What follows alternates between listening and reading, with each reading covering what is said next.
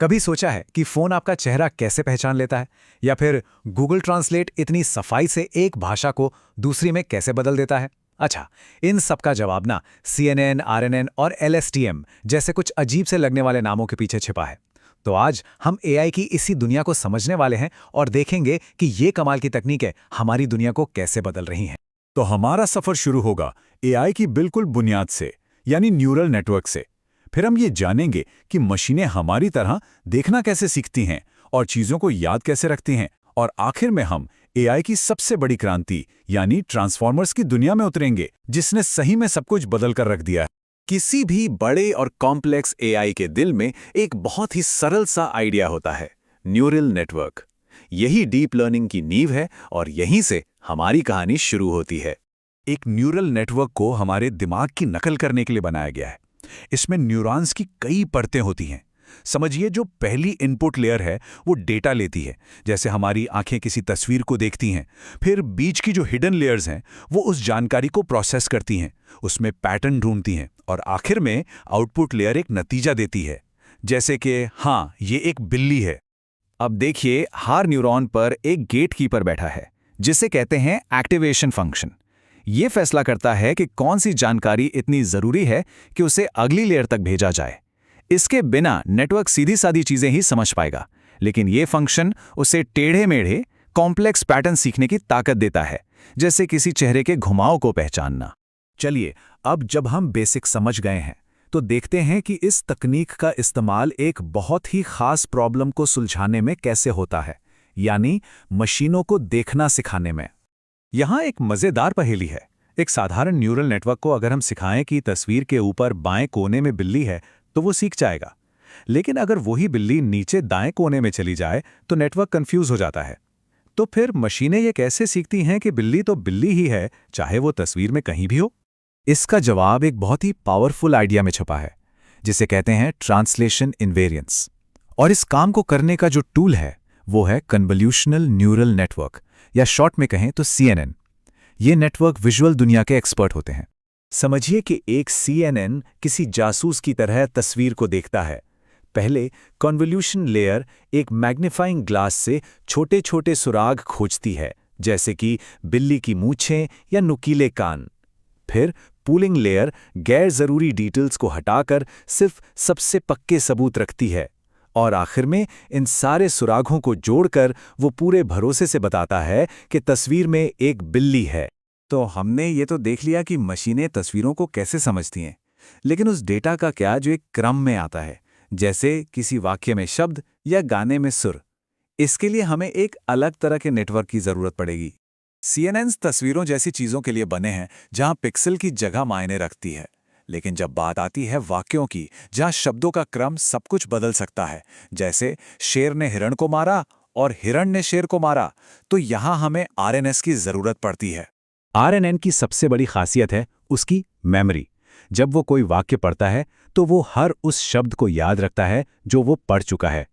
इसी वजह से वो कॉन्टेक्स्ट यानी संदर्भ को समझ पाता है। उसे पता होता है कि बैंक शब्द का मतलब नदी का किनारा है या पैसे रखने वाली जगह। ये वाक्य के पिछले शब्दों पर निर्भर करता है। पर एक दिक्कत है, RNS की याददाश्त बहुत लंबी नहीं होती। सोचिए, आप कोई बहुत लंबी कहानी पढ़ रहे हैं। जब तक आप आखिरी पन्ने पर पहुंचते हैं, आप भूल सकते हैं कि पहले चैप्टर में क्या हुआ था। RNS के साथ भी ठीक यही होता है। इस प्रॉब्लम को वैनिशिंग ग्रेडियंट प्रॉब्लम कहते हैं। इसी समस्या को हल करने के लिए वैज्ञानिकों ने LSTMs बनाए। ये एक तरह के एडवांस्ड RNNs है जिनमें गेट्स नाम का एक स्मार्ट सिस्टम होता है। ये गेट्स नेटवर्क को ये तय करने में मदद करते हैं कि कौन सी यादें काम की हैं जिन्हें रखना है और कौन सी फालतू हैं जिन्हें भूल जाना है।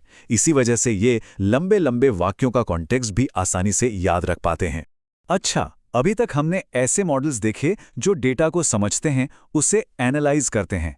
लेकिन क्या हो अगर हम ऐसे मॉडल बना पाएं जो खुद कुछ नया, कुछ ओरिजिनल बना सकें? बस यही से AI की दुनिया और भी ज्यादा दिलचस्प हो जाती है। एक गैन के अंदर दो किरदारों की जुगलबंदी होती है। एक तरफ है जेनरेटर। इसे एक बहुत ही शातिर आर्टिस्ट या जालसाज समझिए। इसका बस एक ही काम है, ऐसी नकली पेंटिंग बनाना जो इतनी असली लगे कि कोई एक्सपर्ट भी धोखा खा जाए। और दूसरी तरफ है डिस्क्रिमिनेटर। ये है हमारा जासूस। इसका काम है असली और नकली के बीच का फर्क बताना। इसे जालसाज की हर चाल को पकड़ने के लिए ही ट्रेनिंग दी जाती है। और यहीं से असली खेल शुरू होता है। जेनरेटर और डिस्क्रिमिनेटर के बीच एक ना खत्म होने वाली चूहे बिल्ली की रेस चलती है। जेनरेटर बेहतर से बेहतर नकली चीजें बनाने की कोशिश करता है और डिस्क्रिमिनेटर उन्हें पकड़ने में और भी माहिर होता जाता है। इसी कंपटीशन की वजह से जेनरेटर इतने कमाल के और असली लगने वाले रिजल्ट्स बना पाता है। अगर CNNs ने मशीनों को देखना सिखाया और RNNs ने उन्हें याद रखना सिखाया, तो समझिए ट्रांसफॉर्मर्स ने उन्हें सोचना सिखाया। इसने AI की दुनिया को पूरी तरह से बदल कर रख दिया। 2017 में एक रिसर्च पेपर आया था जिसका टाइटल था attention is all you need. इस एक आइडिया ने पूरे मैदान का नक्शा ही बदल दिया। आज ChatGPT जैसे जितने भी बड़े लैंग्वेज मॉडल्स हैं, उन सब के पीछे ट्रांसफॉर्मर्स की ही ताकत है। ट्रांसफॉर्मर्स का सीक्रेट है सेल्फ अटेंशन। ये RNN की तरह एक एक शब्द करके आगे नहीं बढ़ता, बल्कि ये पूरे वाक्य को एक साथ देखता है। जैसे कोई वाक्य है, वह नदी के किनारे बैठा था, तो सेल्फ अटेंशन ये समझने में मदद करता है कि वह का रिश्ता बैठा से है, न कि किनारे से। ये एक ही झटके में सारे शब्दों के आपसी कनेक्शन को समझ लेता है। और क्योंकि ये हर चीज़ को एक साथ प्रोसेस करता है, तो ट्रांसफॉर्मर्स की स्पीड अविश्वसनीय रूप से तेज़ होती है। हम उन्हें एक साथ कई मशीनों पर ट्रेन कर सकते हैं, जिससे GPT-4 जैसे विशाल मॉडल बनाना मुमकिन हुआ है। ये काम RNNs के साथ तो कभी हो ही नहीं सकता था। तो एक बार फटाफट रिकैप करते हैं। CNS तस्वीरों के उस्ताद हैं, RNS और LSTMs किसी भी क्रम या सीक्वेंस को समझने के मास्टर हैं। लेकिन ट्रांसफॉर्मर्स, अरे ये तो यूनिवर्सल खिलाड़ी हैं। इन्हें आप कोई भी डेटा दे दो, ये उसे संभाल लेंगे, और यही चीज़ इन्हें AI की दुनिया का सबसे शक्तिशाली टूल बनाती है। लेकिन असली मजा तो अब आने वाला है। ये मॉडल्स अलग अलग काम नहीं करते। भविष्य हाइब्रिड है। जरा सोचिए, एक CNN किसी वीडियो के सीन को एनालाइज कर रहा है, फिर उस जानकारी को एक RNN को भेज रहा है ताकि वो कहानी को समझ सके, और फिर एक ट्रांसफॉर्मर उस पूरी कहानी की एक बढ़िया सी समरी तैयार कर रहा है। संभावनाएं सच में अनंत है। तो हमने डीप लर्निंग की नींव से लेकर आज के सबसे एडवांस्ड लेवल तक का सफर तय किया है। ये आर्किटेक्चर अकेले ही दुनिया को बदल रहे हैं, पर जब ये एक साथ मिलकर काम करते हैं तो इनकी ताकत का कोई अंदाजा भी नहीं लगा सकता। और यही बात हमें एक बहुत ही रोमांचक सवाल के साथ छोड़ जाती है। जब ये शक्तिशाली टूल्स और भी बेहतर बनेंगे और एक दूसरे से जुड़ेंगे, तो वो इंसानियत के लिए कौन सी नई अकल्पनीय क्षमताएं अनलॉक करेंगे।